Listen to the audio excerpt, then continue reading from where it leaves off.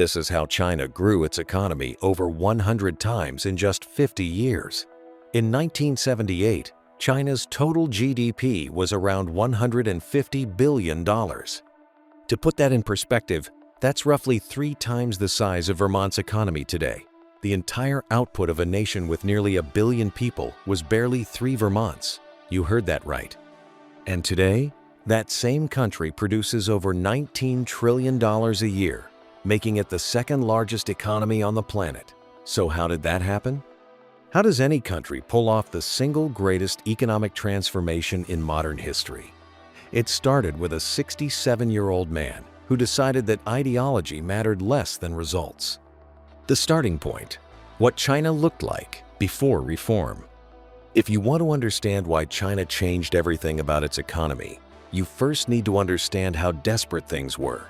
In the late 1970s, China was one of the poorest countries on earth. Not a developing nation with pockets of struggle. A country where nearly 9 out of 10 people lived in rural areas, most of them farming by hand. The average Chinese worker earned less in a year than what someone in sub-Saharan Africa made. Think about that for a second. A country with almost a billion people, a country with thousands of years of civilization behind it, was economically behind some of the least developed regions on the planet. While neighbors like Japan and South Korea were building cars, semiconductors, and skyscrapers, China was still relying on oxen and hand plows to feed its people. And the reason was simple. For decades, China had been running a fully centralized, state-planned economy. The government decided what got produced, how much of it got produced, and where it went. Farmers didn't own their land. Factory workers had no incentive to work harder because it didn't matter, everyone got the same. Innovation was non-existent because there was no reward for it. And then came the Cultural Revolution, a 10-year period of political chaos that destroyed institutions, shut down universities, and sent millions of educated people to work in fields.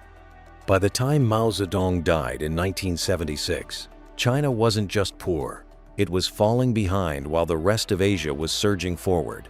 Japan was booming. South Korea was industrializing. Taiwan was climbing. And China was stuck. The country was running out of time, and its new leader knew it. The spark: how 18 farmers changed a country. In 1978, a man named Deng Xiaoping took control of China's economic direction. He wasn't the president. He wasn't even the party chairman. But he had something more important than a title, a plan. And that plan started not in a boardroom or a government office, but in a dirt-poor village in Anhui province, where 18 farmers were about to accidentally launch the greatest economic experiment of the 20th century. Here's what happened. These farmers were starving. The collective farming system had crushed any reason to work hard because no matter how much you produced, you got the same as everyone else. So one night, in secret, these 18 households signed an agreement. They divided the village land among themselves. Each family would farm their own plot. They'd hand over what the government required, and whatever was left, they kept. It was illegal. If they got caught, they could have been imprisoned, or worse. They signed the agreement anyway. And then something remarkable happened. In the first year alone, that tiny village produced more grain than it had in the previous 5 years combined. You heard that right. 1 year of individual farming outproduced 5 years of collective farming. When word of this reached Deng Xiaoping, he didn't shut it down. He scaled it up. By 1982, the government officially adopted what became known as the Household Responsibility System. Within 2 years, over 90% of rural households across China were farming under this new model. Grain output across the country surged by more than 30% between 1978 and 1984. Hundreds of millions of people suddenly had enough to eat. And just as importantly, this freed up a massive wave of surplus labor people who no longer needed to work the fields. Those people would soon become the workforce that powered China's factories. But Deng wasn't just thinking about farms. He was thinking about something far more dangerous: opening the door to capitalism inside a communist country. The Experiment Special Economic Zones. In 1980, Deng Xiaoping did something no communist leader had ever attempted. He carved out pieces of China's coastline and said, "In these zones, capitalism is welcome. These were the special economic zones, and the first and most famous one was Shenzhen. Before 1980, Shenzhen was a fishing village with roughly 30,000 people. No skyscrapers, no factories, no highways, just coastline, farmland, and a border crossing into Hong Kong. Deng chose it precisely because of that border. If capitalism was going to enter China, it would enter through the door closest to the money. The rules inside these zones were completely different from the rest of China. Foreign companies could invest, tax rates were slashed, regulations were loosened. Businesses could import raw materials and export finished goods with minimal red tape. It was a sandbox, a controlled experiment. China didn't throw open its entire economy to the world. That would have been chaos. Instead, it opened 4 windows and watched what climbed through. And what climbed through was an avalanche of foreign capital. Investors from Hong Kong, Taiwan, Japan, and the West poured money into these zones. Factories went up almost overnight. Workers flooded in from the countryside, the same surplus labor that had been freed by the farming reforms. Within a single generation, Shenzhen's population exploded from 30,000 to over 10 million. Its GDP grew by a factor of roughly 10,000. A fishing village became a megacity. But the experiment didn't just succeed. It revealed something much bigger, a playbook that could reshape the entire country. Because China rolled the model out further, more coastal cities opened up. More zones were created. 14 additional cities were open to foreign investment by 1984. And a new identity began to take shape, one that would define China on the world stage for the next 3 decades. The factory of the world. By the late 1980s, China had figured out its formula. Cheap labor and lots of it. A government willing to build whatever infrastructure foreign investors needed.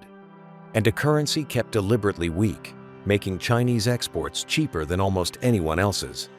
You put all of that together and you get one thing, a manufacturing machine unlike anything the world had ever seen. Western companies realized they could move their production to China and slash costs overnight. Not by 10%, not by 20%, by 50%, 60%, sometimes 70%. And so they did. Clothing, toys, electronics, furniture, one industry after another shifted its supply chains east. China didn't just participate in global manufacturing, it consumed it. But here's the part most people miss. This wasn't an accident. This wasn't just cheap labor finding its way into the market. This was deliberate policy. The government looked at its greatest asset, nearly 1 billion workers willing to do hard labor for low wages, and built an entire national strategy around it. Every road, every port, every power plant built during this period was designed to make manufacturing faster, cheaper, and more efficient. Entire cities were built from scratch around single industries. Yiwu became the world's capital for small commodities. Dongguan became the sneaker capital of the planet. Wenzhou churned out lighters and eyeglass frames for half the globe. Each city was a cog in a machine being assembled at a pace the world had never seen. Then came the real scaling, the kind that would shock economists around the world for decades. The build infrastructure as a weapon. What China did next wasn't subtle. It was the largest infrastructure build-out in the history of civilization. And you need to understand this wasn't construction for the sake of construction. Every highway, every bridge, every port, every power grid was a strategic decision. China's government understood something that most countries overlook. Infrastructure isn't a cost. It's a multiplier. Every mile of road you build makes it cheaper to move goods. Every port you expand makes it faster to reach global markets. And when you're trying to become the factory of the world, speed and cost are everything. So China built and built and built. Highways stretched across provinces that had never been connected. Bridges spanned rivers and gorges that had separated communities for centuries.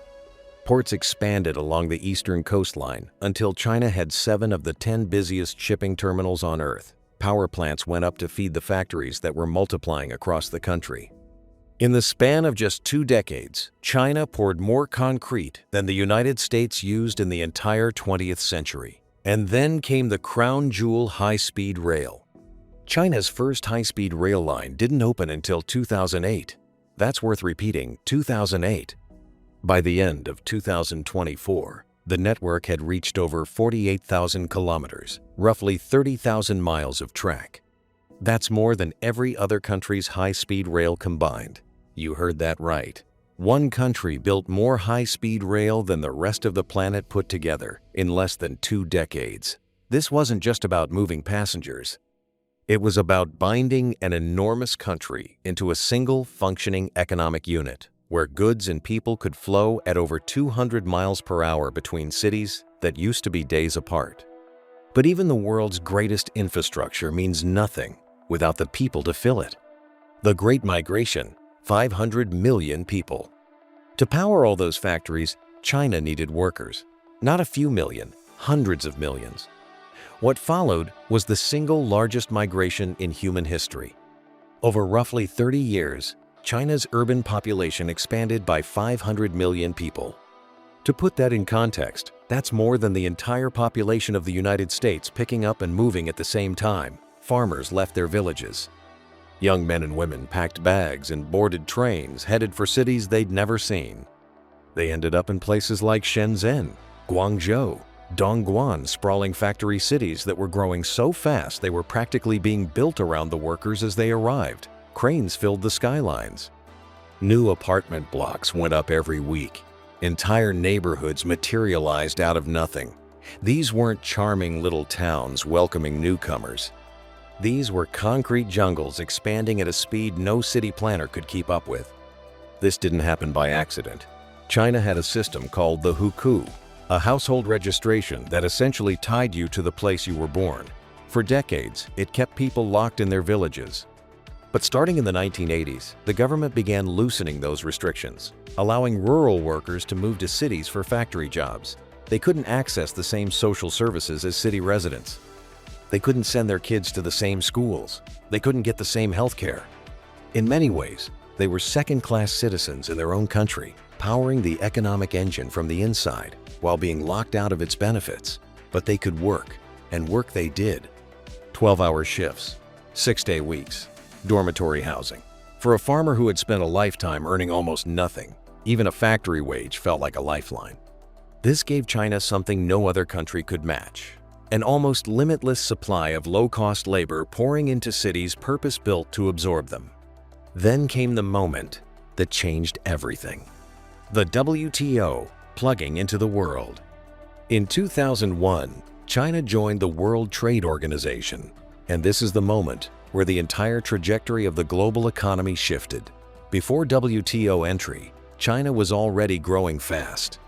But joining the WTO was like plugging a power plant into the global grid. Tariffs dropped. Trade barriers fell. Suddenly, Chinese goods could flow into markets all over the world with fewer restrictions than ever before. And at the same time, Western companies could set up operations inside China far more easily. Multinational corporations didn't just dip a toe in, they relocated entire production lines.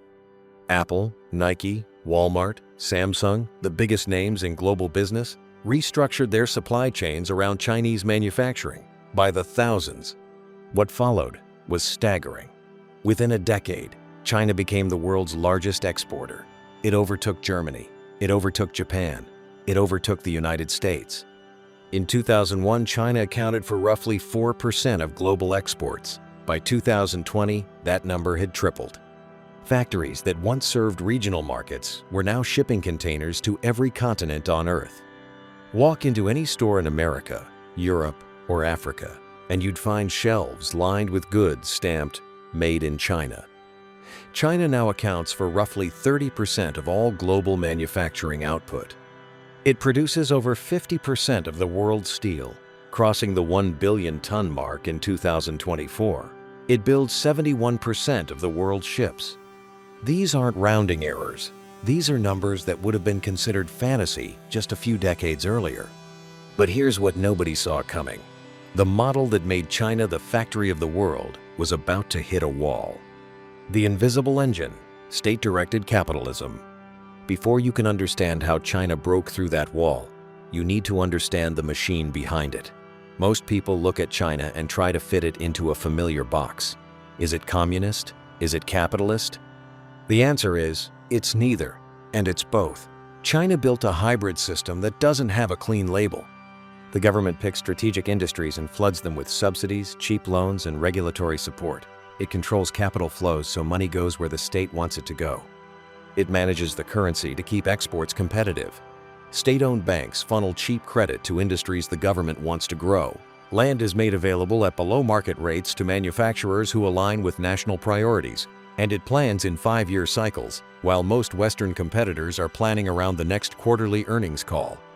This is the part of the story that most people never hear. China's rise wasn't just about cheap labor and open markets. It was about a government that operated like a corporation, with a long-term business plan, massive capital reserves, and the authority to execute without waiting for voter approval or shareholder meetings. Every special economic zone, every infrastructure project, every industry subsidy was a chess move in a game that had been mapped out decades in advance. And while the rest of the world debated policy in election cycles of 4 or 5 years, China was executing a strategy measured in generations. But even that machine had limits, because by the 2010s, the model that had built China's fortune was starting to crack. The climb from made in China to created in China. Here's the problem nobody was talking about. The model that had carried China this far: cheap labor, mass manufacturing, low margins, was running out of runway. Wages were rising. Workers were demanding better conditions. Countries like Vietnam and Bangladesh were starting to undercut Chinese factories on price. The very playbook that had made China rich was now being used against it. And if you know anything about economics, you know what happens to a country that competes only on cheap labor. It gets overtaken. It was the same trap that had stalled dozens of developing nations before. Economists even have a name for it: the middle income trap. If China stayed in the low-cost lane forever, it would eventually stall. So the government made a decision that would define the next era of its growth. It would stop being just the country that made things for the world. It would become the country that designed, engineered, and owned the things the world needed most. And the sector they targeted first was the one most likely to define the 21st century: energy. China went all in on electric vehicles, not with half measures, not with pilot programs, not with cautious research grants, with the full weight of state subsidies, mandates, and industrial policy. The government poured billions into battery research, charging infrastructure, and manufacturer incentives. It built more public charging stations than the rest of the world combined, and it worked. By 2024, China controlled over 70% of global EV production. 1 out of every 2 cars sold in China that year was electric. BYD, a company most Westerners had never heard of a decade earlier, overtook Tesla as the world's largest EV manufacturer by revenue, and it didn't stop at electric vehicles. In 2023, China surpassed Japan to become the world's largest vehicle exporter overall. Gasoline and electric combined, shipping over 5 million cars to markets on every continent. You heard that right. The country that was making cheap toys and textiles 30 years ago is now the dominant force in the most important automotive shift in a century. But electric vehicles were only one piece of the puzzle. China also locked down the battery supply chain. CATL, a Chinese company, now holds nearly 38% of the global EV battery market. China manufactures the majority of the world's solar panels and has deployed more wind energy capacity than any other nation. In 15 years, China went from being one of the world's biggest polluters to being the largest producer of the technology designed to fix the problem. Every subsidy, every factory, every policy was part of a deliberate strategy to own the industries that will power the next 100 years of the global economy. And yet, China still wasn't done. Because the next frontier wasn't about what you build or what you drive. It was about what you know. And this is where the story starts to make the rest of the world nervous. The new frontier: technology and innovation. If you thought China's story was only about manufacturing and energy, this is where it gets uncomfortable for the rest of the world. Because what China has done in technology over the past decade isn't just impressive, it's the kind of leap forward that most countries can't pull off in 50 years, let alone 10. Start with 5G.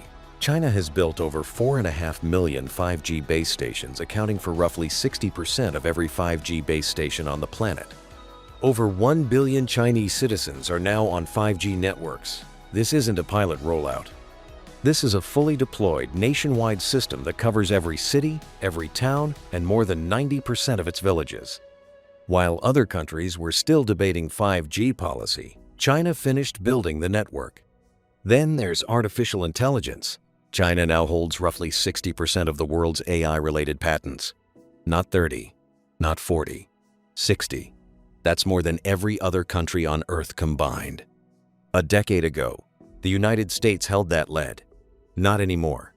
Companies like Baidu, Alibaba, Tencent, and Huawei are filing thousands of patents a year across everything from facial recognition to industrial automation to autonomous systems. The pipeline behind them is just as staggering. Every single year, China graduates millions of STEM students, feeding a research and development ecosystem that is now one of the most productive on the planet. Its total R&D spending is the second highest in the world, closing the gap with the United States year after year.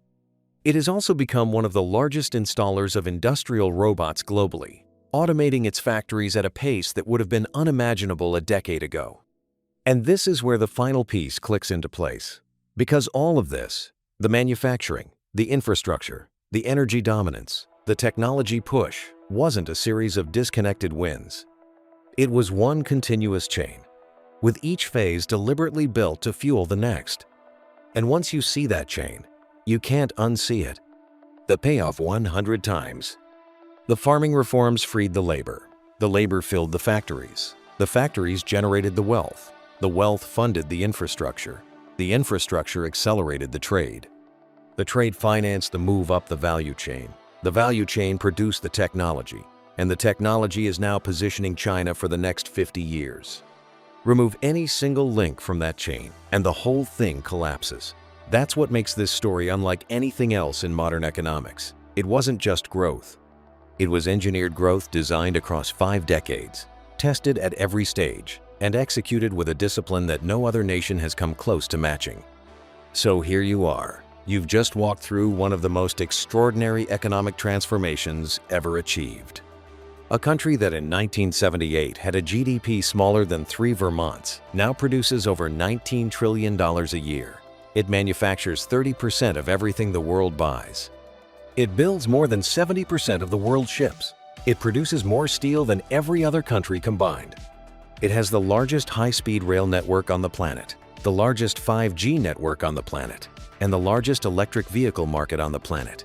It holds more AI patents than any nation in history. It is now the world's largest vehicle exporter, surpassing Japan in 2023, and it did all of this in roughly the time it takes for one person to go from birth to middle age. Not over centuries, not over generations of slow, grinding progress, in one lifetime. In 1978, almost 9 out of 10 Chinese citizens lived in poverty. Today, the country they built is reshaping every major industry on Earth, from the cars you drive, to the phones in your pocket, to the energy that powers your home. China grew its economy over 100 times in 50 years, and that makes it the single fastest and largest economic transformation in human history.